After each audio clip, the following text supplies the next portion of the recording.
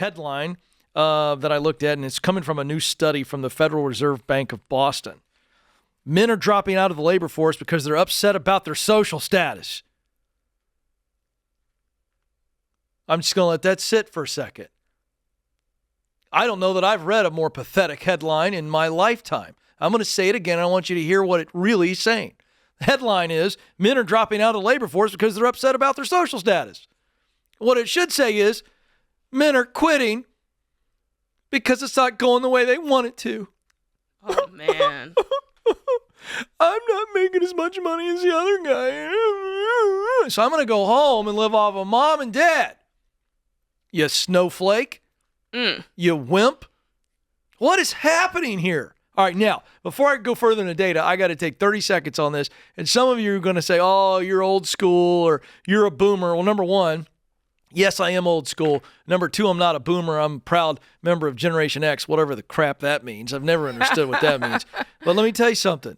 You know where this starts? It's a total generation, where we tried to make everybody feel good, and we gave everybody a trophy or a participation ribbon for showing up.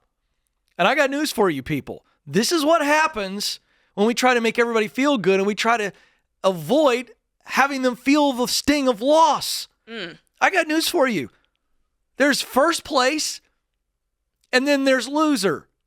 I'm just being honest. You go, ain't first, you're last. Well, but listen, you say, well, kid, what about the Olympics? They got the gold medal, the silver medal, the bronze medal. Well, these are Olympians who work really hard. Mm-hmm. We should acknowledge first, second, third place. But in youth soccer, when the score is 5-0, I got news for you, little buddy. You lost.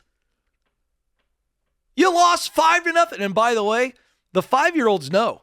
These kids are smart enough to realize that the ball went in the other team, went in our net twice, and we haven't even sniffed the other side of the field. And you want to know what, Ken? They can handle it. They can, Jade. They can handle it. These kids are resilient. But these dudes can't.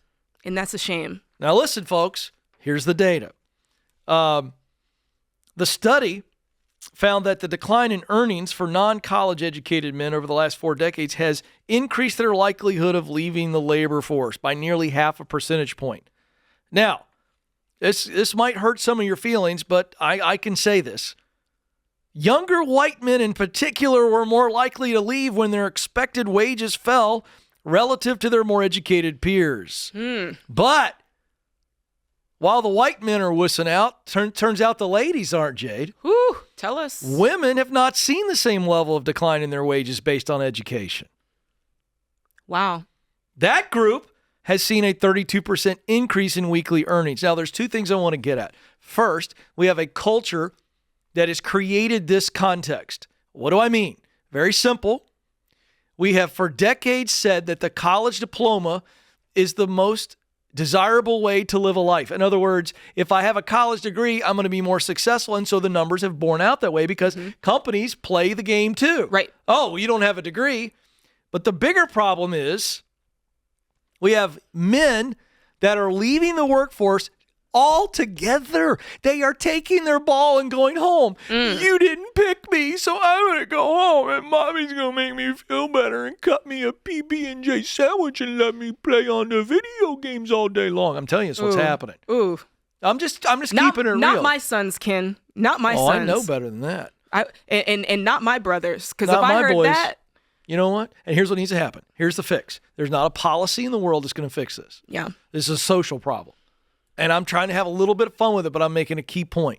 If you are a family member, if you are a mom or dad, a grandparent, a brother, a sister, a cousin, a good friend, and you are harboring, and I'm using that word on purpose. Yeah. You are harboring a wussified dude who's got his feelings hurt and refuses to go work and be a productive member of society. It is incumbent upon you to kick their butt out. Okay. I'm just telling you, it's a problem. Ken, give me some dap. I don't even know what that means, but I'll do it. What's the dap? The dap is I'm with you. I'm with you, Oh, it's very heart exciting. and spirit. See, folks, right? I'm getting cooler by the minute. All right. Now I'm going to go home and do that with my 17-year-old kid. He's going to roll his eyes so hard they fall out of his head. What do you think about what I just said? And I'm not looking for approval. No, this not is at a all. societal problem. It reminds me of, okay, I mentioned earlier, Sam and I have a talent agency, and we book talent all around the world. Yeah. And to get the job, there's a series of protocols you have to follow. And I find, Ken, because America's the greatest country. I would It goes agree. without saying, but it's cushy up in here. Very cushy. It's cushy. You nailed in comparison to some other countries. That's right. And what we find is that if we're hunting talent in, let's say, the Philippines or India, where life in some areas is not as cushy, when we tell them this is what you have to do to get the job, they do that thing lickety-split. And don't ask questions. Jumping jack flash. They get that thing done.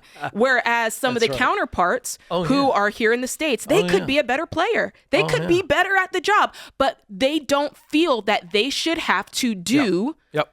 And so they sleep on it. And I'm like, now, wait a minute now. What's going on? The job is the job. Mm-hmm. But I think what happens is you get cushy. You start having entitlement. You start having this I deserve mentality. And I think the I deserve mentality can be, it can be the beginning of the end for some people. It is, and you've nailed it. So you all so for those of you that rolled your eyes and laughed at my whole thing about a trophy, but see, this keeps getting, it keeps getting supported throughout where I show up and I'm rewarded for showing up. Just for showing up. As opposed to getting rewarded for accomplishing. Right. And here's what happens.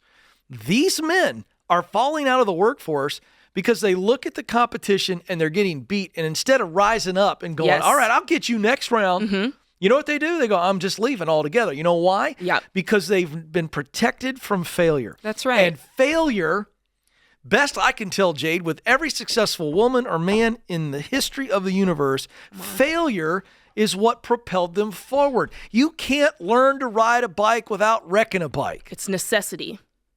And I'm telling you, we have protected our kids from failure, and as a result, they've got no grit. So what happens is we coddle them until they get to the real world. They fail, they feel like a failure because he's making more money than I am. Right. And so they don't know what to do because they've got no grit.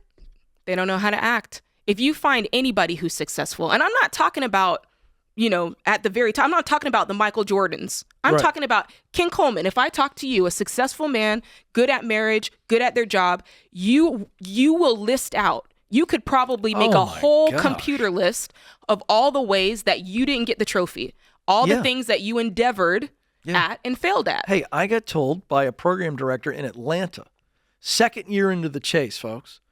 Guy looked at me and said, I don't know why you're trying to get on this sports talk station. This is a number 8 market.